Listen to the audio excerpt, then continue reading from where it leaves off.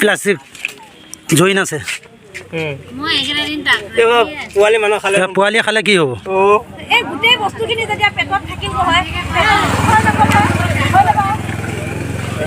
খানা লৈ আহিব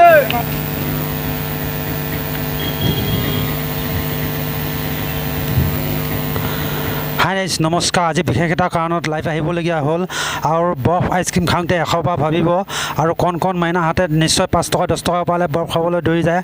আজি বৰফত কি ওলাইছে চাওক। মেডিচিনেদি বৰফ বনাইছে।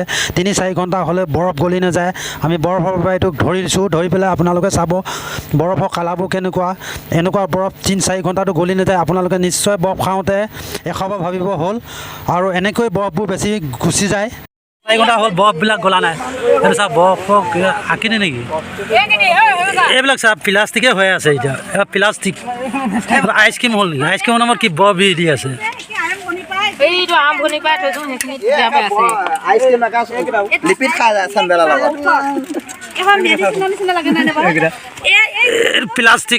প্লাষ্টিকে বচা প্লাষ্টিক জইন আছে পোৱালি খালে কি হ'ব গোটেই বস্তুখিনি যেতিয়া পেটত থাকিব হয় খানা লৈ আহিব 4 ঘণ্টা হ'ল বৰফবিলাক গলা নাই। এইটো চাওক বৰফক আঁকিনে নেকি এইবিলাক চাওক প্লাষ্টিকে হৈ আছে। এতিয়া এবাৰ প্লাষ্টিক আইচক্ৰীম হ'ল নেকি? আইচক্ৰীমৰ নামত কি বৰফ দি আছে।